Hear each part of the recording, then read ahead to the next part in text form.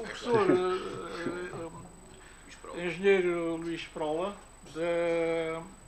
da Escola Superior de Tecnologia e Gestão do Instituto Politécnico de Leiria. Ok, muito obrigado. É um prazer estar aqui nessa conferência. E, ao contrário do professor Amado, que fez aqui uma apresentação brilhante sobre soluções, eu venho aqui falar mais sobre uma mitigação, que é o problema do aço na construção. Então, surgiu, não sei se vocês já devem ter tido conhecimento, que surgiu esse conceito, né, do green steel, do aço verde, que tenta tirar o carbono na produção do aço. Então, vamos aqui tentar ser o mais breve possível, tenho muitos slides, vou correr muito rápido aqui para cumprir o horário.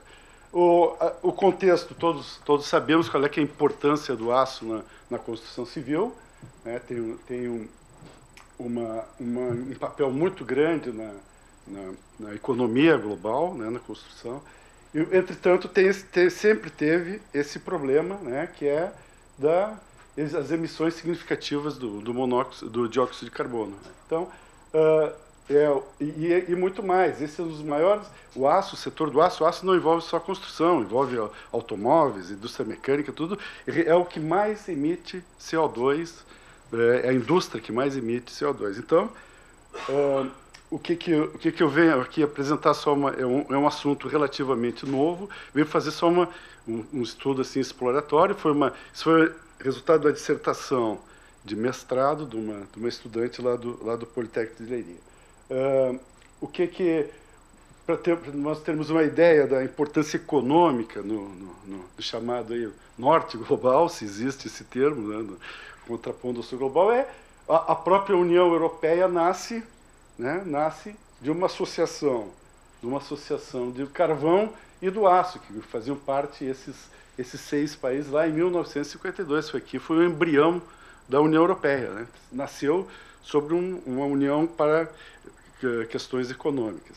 E depois, hoje, né, no centro, aqui nós estamos aí no epicentro da guerra das tarifas. O primeiro elemento que surge lá nas tarifas, que salta, é o aço. Vamos taxar lá o aço, né? Então, toda essa questão levou a que a União Europeia, em março desse ano, fizesse um plano de ação para os aços e metais. Isso só para dar uma ideia da importância econômica que existe do aço, né, no mundo atual.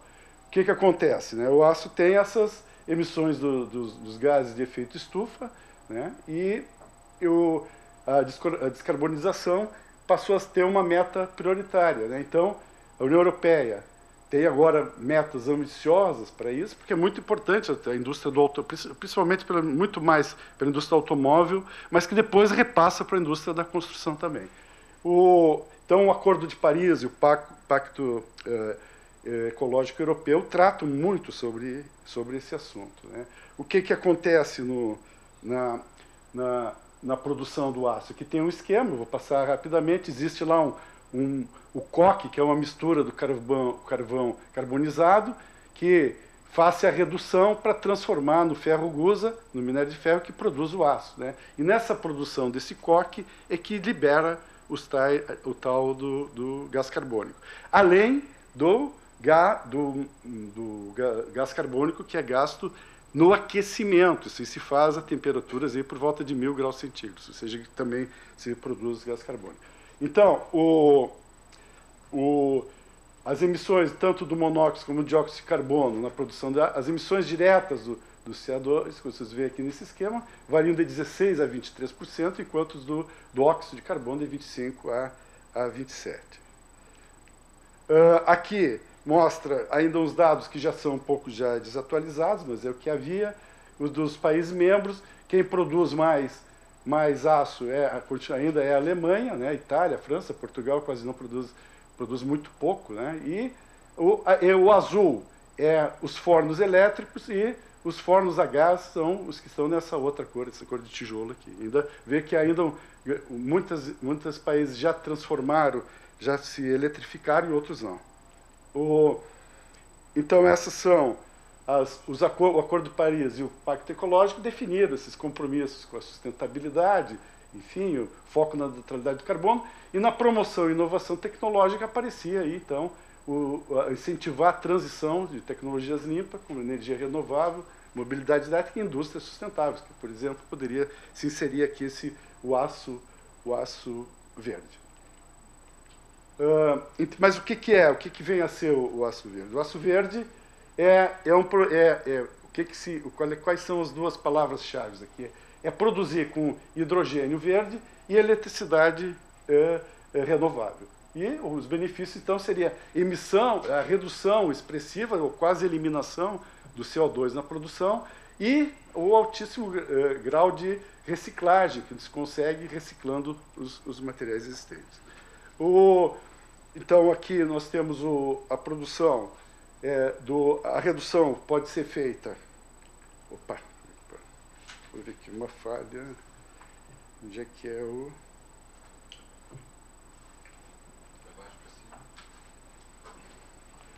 É o de cima. Aqui, mas sei que tinha aqui. Pronto, veja. Ok, muito bem. Então, nós temos, então, a redução do aço, a convencional era usando carvão, né, e usava o óleo, né, o óleo fuel, para combustão. Depois, houve um avanço para o gás natural e agora se faz essa redução com hidrogênio como agente redutor, reagindo com oxigênio, forma água em vez de CO2. Então, consegue aí alcançar essas emissões zeros de CO2. Né? Mas, para isso, é necessário, então, que a eletrólise do hidrogênio seja gerada, obviamente, por energias renováveis. Aqui é um pequeno esquema de como é que se faz a produção do hidrogênio verde, né? Que a eletricidade tem que ser gerada por fontes renováveis, e depois é transformada por redes elétricas, e depois lá vai haver a quebra da molécula do hidrogênio e do oxigênio para a obtenção, então, do chamado hidrogênio verde. A produção do aço verde, então, usa o aço reciclado. Hoje, uma grande parcela já não vem dos minérios de ferro, vem do aço reciclado, e através do hidrogênio verde. Então, e uma terceira, existe uma tecnologia que se chama de captura e utilização do carbono, que captura o CO2 para reintroduzir depois no processo. Tá? Então, esses são os fundamentos do... Aqui é um esquema de uma primeira empresa, foi uma empresa sueca que está a desenvolver isso, que eu vou mostrar a seguir, que desenvolveu essa tecnologia aqui, hybrid, que é o acrônimo dessas palavras aqui em inglês. Né? Então, aqui é feito um esquema de como é que é feito com os combustíveis fósseis, e aqui como é que é, onde se ressalta aqui que não tem combustíveis fósseis, e aqui que se faz, então, com hidrogênio livre, e gera essa chamada esponja de ar, que o aço não vai para a fase líquida, passa diretamente para a fase sólida. Isto é o esquema também o hidrogênio é usado no reator da redução direta, né, e para converter o minério de ferro, chamado ferro esponja, sem necessidade da fase líquida. Depois o ferro fundido, o esponja é fundido em forno elétrico e utiliza, então, a eletricidade, né, limpa, que chama, para transformar o material em aço líquido. Enfim, essas são os... Esse aqui eu tinha aqui um vídeo, mas eu vou abreviar e vou passar à frente para nós não gastarmos aqui o tempo. A produção, aquela é feita, eu esqueci de mencionar, isso é feito por uma empresa chamada, que está escrita aqui, uma empresa sueca, né, que está a desenvolver isso, que é chamada H2 Green Steel. Há um outro método em curso, que é feito por uma empresa do Bill Gates, essa empresa de Boston é de propriedade do grupo econômico do Bill Gates, que utiliza outro processo, que é o chamado eletrólise do óxido fundido, que utiliza a eletricidade limpa, e o processo ocorre numa célula que é diferente, o processo aí de quebra do hidrogênio é feito numa célula eletrolítica, né, que substitui os equipamentos convencionais. Então, os elétrons quebram as ligações do óxido de ferro por meio da eletricidade renovável e altas temperaturas, transformando diretamente em metal líquido puro, liberando apenas oxigênio como subproduto.